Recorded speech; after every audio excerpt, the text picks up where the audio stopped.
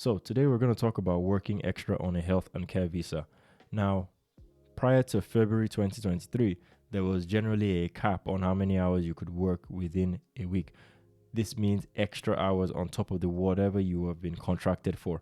If your job that you are with a health and care visa is 37.5 hours, you can only work 20 hours extra according to the government website at the moment. But I would recommend everyone, before you even carry on watching and you take my advice completely, look at your own specific visa and your own circumstances that you were granted for your own health and care workers visa or your own skilled workers visa.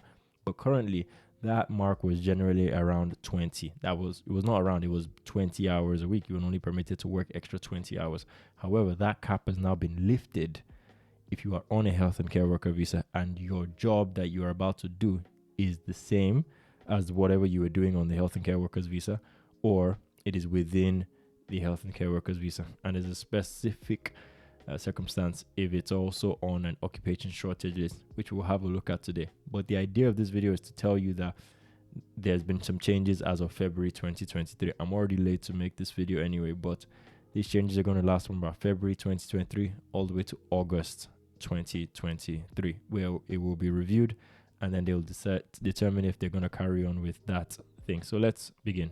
So what we're looking at right now is the Health and Care Workers Visa website. This is the government website, so you know it's as legit as it can be. Now we're looking at taking on additional work. Now we know this already. You can take on additional paid work on a health and care visa as long as you're still doing the same job as you were doing prior. Now this can kind of interpret this in a few different ways, but it doesn't really matter whichever way you choose to interpret it. Meaning, as long as you're still doing the job that you are contracted for, what is stipulated on your own health and care visa, you're doing that job and you're adding extra work. So that's fine. That we already knew this. However, there are some cases where you will need to update your visa, meaning you're going to have to let the Home Office know, hey, this is what's happening now. But we're going to get into that in about a second. But let's carry on looking. So if your extra job is eligible on the health and care worker visa, you can work as many hours as you like without updating your visa. That part is the new part that they've added. I'm going to quickly scroll down because that part is very important to highlight, to be honest. And if your job is not eligible on the health and care workers visa, you can still work up to 20 hours a week if your job is on the shortage occupation. Now, there are two lists here.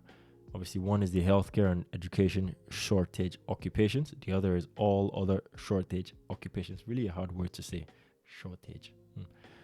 But we'll look at that later. But then look, if you come straight down, forget this part for now.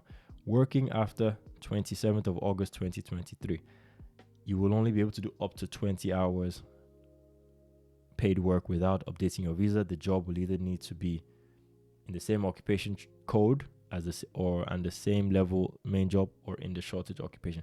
So that's the date where it reverts. So this is not a forever.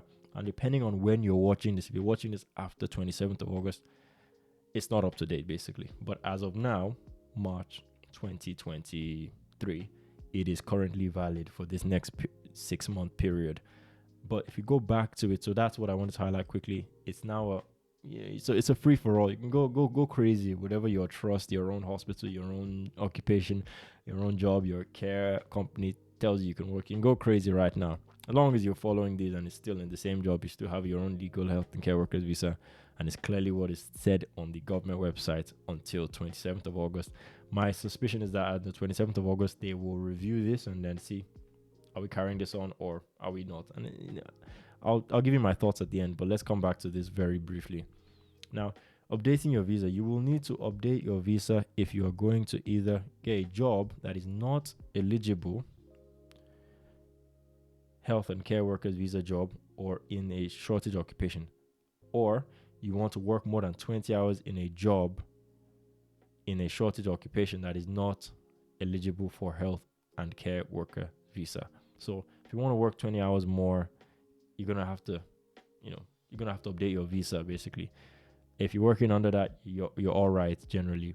If you're getting a job that's not already in the health and care workers visa job, or it's not in a shortage occupation, you're going to have to update your visa. Meaning if your as a physiotherapist decide to go and try and be prime minister now, not going to happen anyway. But the idea is that that job is not on the shortage occupation. That was the only job I could think about that was clearly not on the job occupation shortage, but you get the idea. And when you're updating, you will need a new certificate of sponsorship from your second employer. You'll need a letter explaining that you want to change your current permission to stay. So you're going to have to update your visa. And there's a link right there if you want to update your visa. But the overall idea is you can work as many hours as you want. Now, if you're wondering, is it a week or is it a month? So it's a week. It's weekly. And you can see it here. If your job is not eligible, you can still work up to 20 hours a week.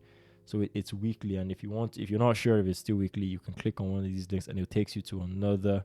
Still the updating your visa if you're changing an employer status, and then you can go down through this list to see, and you can see it again if you're applying for a second job more than 20 hours a week. So it's not 20 hours a month, it is 20 hours a week extra you can do, which if my math is correct, if you're working about 40 hours and you add another 20 hours, that's about 60 hours a week working. So it's not a small amount of extra working, but the option is there. At the moment now, basically it means you can work even more than the 60 hours if you are already in a health and care workers visa and the job you want to do is overtime, bank work, etc.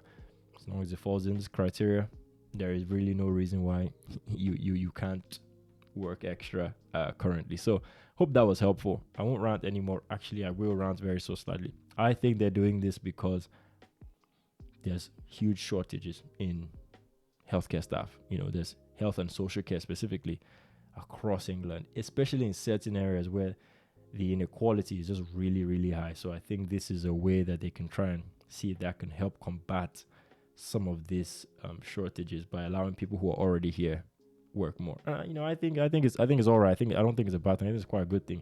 If you want to work extra, go for it.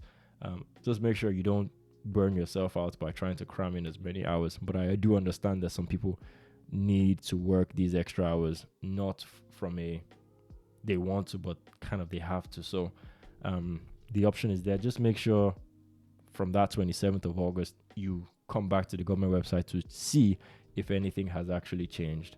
Thank you very much. I hope you enjoyed the video. You can check out other videos on the Rooks Health channel. You can also support Rooks Health with Buy Me a Coffee. The link is in the description. You can do a one-off or you can subscribe to that and get some extra benefits from Rooks Health. Thank you very much.